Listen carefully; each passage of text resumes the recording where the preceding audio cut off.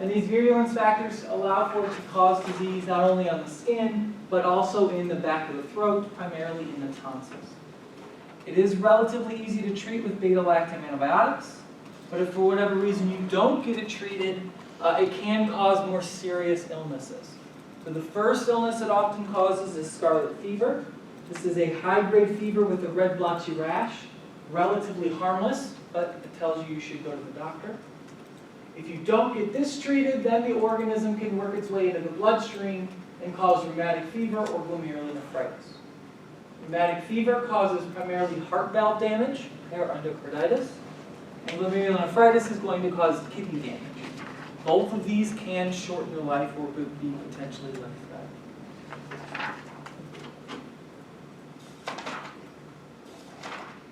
Okay, on to the diseases that target the upper and the lower respiratory tract. Okay? These often target the upper respiratory tract if you are healthy. However, if you are immunocompromised, or you're really old or really young, then they can work their way into the lower respiratory tract and cause more serious illness. The big one in this group is influenza, okay? Which again, we spent some time talking about. So influenza is a viral infection. It originated in birds, but now it can pretty much infect any animal with a set of lungs. Again, in most healthy individuals, it's going to cause a relatively mild upper respiratory tract infection that results in headache, chills, soreness in your muscle, as well as fever and kind of upper respiratory stuffiness. And in about a week or two, it should go away on its own, no harm, no foul. However, if you are immunocompromised, really young, really old, it can work its way into the lower respiratory tract and cause more serious inflammation and edema, pneumonia-like illness, which could potentially be life-threatening. So a little bit about the virus. Again, it started off in birds. Now it infects everything with lungs. And it can do this because of two enzymes, hemagglutinin and neuraminidase. Hemagglutinin is used for the virus to enter a cell, and neuraminidase is used for the virus to leave a cell. Okay. Why do we care about hemagglutinin and neuraminidase? Because the change of these proteins is what allows the virus to go through both antigenic drift and antigenic shift. Antigenic drift, this is a slow mutation of genes, and this is brought on by normal viral replication. Okay? This is a slow process. It takes months for it to occur, and this results in seasonal variation of the flu. And this is why we can get infected with the flu over and over and over again, because every season it changes itself just enough to where your previous antibodies are no longer effective. Now, the flu can also change itself through a process known as antigenic shift, and this is what we call gene reassortment, okay, or creating a hybrid virus. This is where you need to be infected with two different types of flu at the same time. Two different types of flu can infect the same cell and then kind of mix themselves together. So you get a little bit from one and a little bit from another. This results in a new hybrid version of flu, which now can go from different animals. Okay? So this is what allows for it to infect multiple different animals relatively quickly. This is a very rapid process. It can happen in as little as 24 hours. So drift, genetic mutations, seasonal variation. Shift, gene reassortment, allowing for infection in multiple different animal species.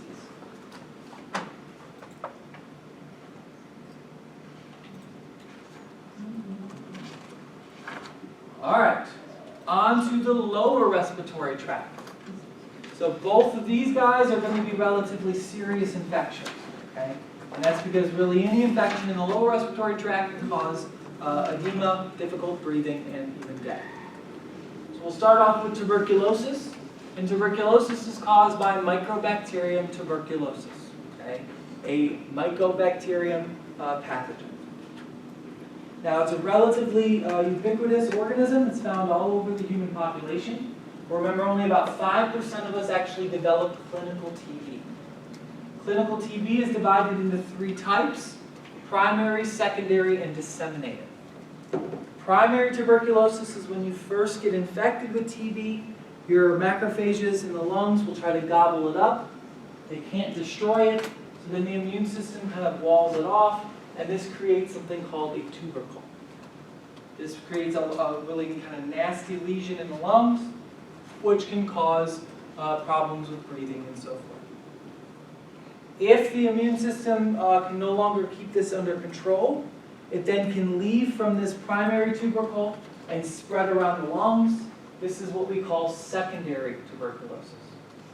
This is where your lungs really start to deteriorate because you're getting a lot of these tubercle formations all over. And this results in difficulty breathing, blood in the sputum, and pneumonia. And then if this goes untreated, it then can disseminate or leave those lesions, go into the bloodstream, and then infect other parts of the body. And this results in disseminated tuberculosis, which is often life-threatening, okay, or very serious.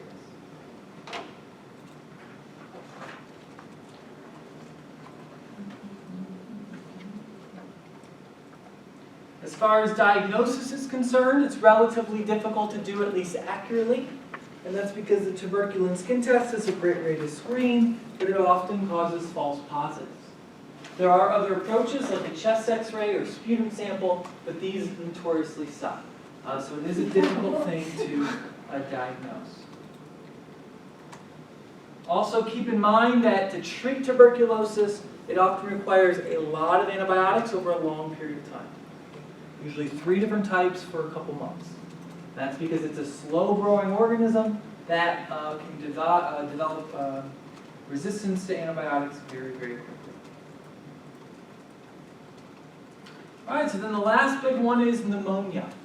So pneumonia is not necessarily caused by just one type of organism, but instead is a syndrome associated with infections in the lower respiratory tract. Pneumonia is where you get edema or build up of fluid in the lungs, and this results in it being very difficult for you to breathe properly. Okay? Generally speaking, bacterial pneumonias are going to be much more serious than viral pneumonias. Okay? Bacterial pneumonias in general tend to cause some pretty nasty infections that can be difficult to treat. Viral pneumonias, on the other hand, tend to be what we call walking pneumonias, which means they don't put you in a hospital. You can walk around with them. They often aren't life-threatening and go away on their own. Now, with all of the bacterial pneumonias, which we're not going to spend too much time on any one in particular, they typically occur in people who are immunocompromised. So either their immune system is weakened because of HIV/AIDS or something along those lines, or they're really young and really old. Okay? And this then results in bacterial pneumonia, which can be very difficult to treat because antibiotics do not penetrate very well. Okay? And as I mentioned before, viral pneumonias tend to be relatively mild, with one notable exception to that, and that is Hantavirus. Okay? Remember, Hantavirus is a virus found in mice or rodents. Hopefully you're beginning to realize rodents are gross and carry a lot of pathogens. Hantavirus is excreted in mouse saliva, urine, and feces. And so if you inhale this through sweeping up these feces and urine from the mouse, it then can get into the lungs and cause a very serious form of pneumonia. Okay? There is no known treatment. All we can do is supportive care and hope for the best. So again, most viral pneumonias will be mild and relatively harmless, except for Hantavirus. All right, that's it for chapter 21. Now let's go into chapter 22, GI tract. So remember, in the GI tract, most of the infections we're going to talk about occur in the small or large intestine. Okay?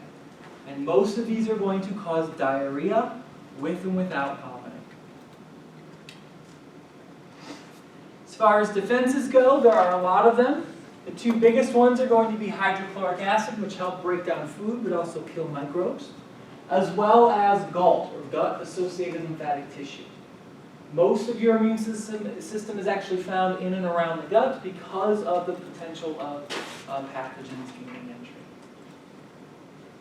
As far as normal biota go, or commensals, there are tons of them. So you have a lot in your mouth. You also have a shit ton of them in your gut. Okay? So this is where the vast majority of your commensals are going to be found. So as far as the mouth is concerned, the biggest one here is going to be dental caries. Not because it's very serious, but because it is the most common infectious disease in humans. Everyone gets the organism or has the organism that can cause dental caries. Remember, this is Streptococcus mutans, which can attach to the teeth using a biofilm, then can release acids while being metabolically active, which can leach away the calcium chloride in the teeth, weakening them and causing holes or cavities. In the salivary glands, there's one virus that can infect these, and this is mumps. Remember, mumps infects the salivary glands, causes synesthesia, which can result in severe inflammation. This gives you this gopher-like appearance, with very large, kind of swollen, tender product. Remember that in young kids, it doesn't really do much. It's kind of like self-limiting, goes away on its own. However, if you are an adult and get mumps, it can cause more serious illness. But again, because of the MMR vaccine, we don't see this one too often. In the stomach, the only guy here is Helicobacter pylori. Helicobacter pylori is a microorganism that can burrow through the mucous lining of the stomach, and this then protects it from the hydrochloric acid. It also produces urease, which can break down urea into ammonia, which neutralizes the pH of the stomach in that area. Remember, a lot of us are infected with this. Most of us will develop no symptoms at all. However, few of us will, and this will result in gastritis or inflammation of the stomach lining, and this then can cause gastric ulcers, or holes to form in the stomach lining. Generally speaking, these are painful, but they are treatable with antibiotics. All right, so acute diarrheas, we talked a lot about diarrhea. I don't expect you to know all of the different diarrheas per se, okay? However, there are two organisms in acute diarrheas that I think are important, and that's what we're going to talk about today.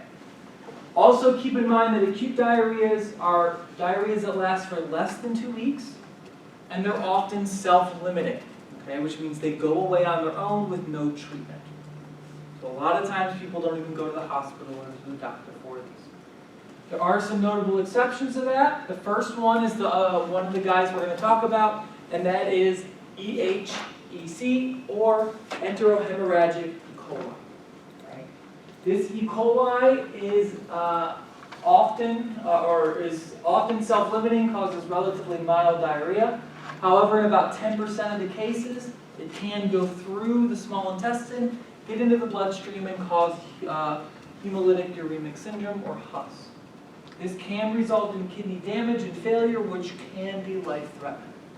So as I said before, most acute diarrheas are going to be self-limiting and not that big of a deal.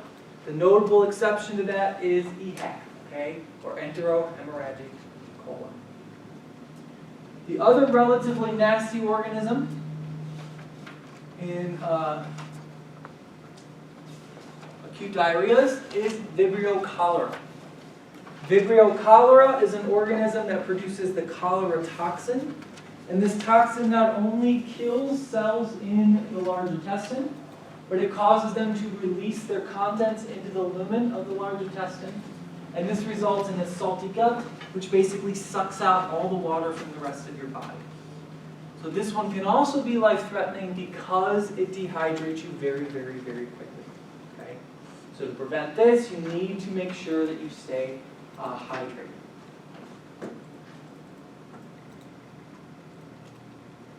Food poisoning. So food poisoning, again, this is not the organism itself causing the disease. Instead, it is the toxin that it has produced. This toxin is usually produced in your food, deposited in the food, and then when you ingest it, you develop food poisoning. Remember, food poisoning is diarrhea and vomiting that occurs relatively quickly after ingestion, so 1 to 6 hours. But then it also recovers or resolves itself relatively quickly as well, in 24 to 48 hours. It is not life-threatening, but it's not fun to have. And then chronic diarrheas. So chronic diarrheas are diarrheas that last for more than 2 weeks. The vast majority of chronic diarrheas are going to be seen in people who are immunocompromised. Okay? And that's again because their immune system is not present to help fight off the infection, at least not at high enough levels. The big one here is Entamoeba. Okay? Entamoeba is an amoeboid organism, so it's an amoeba. That's people usually get by drinking contaminated water. When it gets in, it can burrow through the large intestine, causing amoebic dysentery, or bloody diarrhea. Remember, in a healthy individual with a competent immune system, it's probably not going to do much, maybe cause a little bloody diarrhea. But in someone who's immunocompromised, it can cause a long-term diarrheal disease, which can destroy the colon. Okay. Also, this guy is very difficult to get rid of, and that's because it has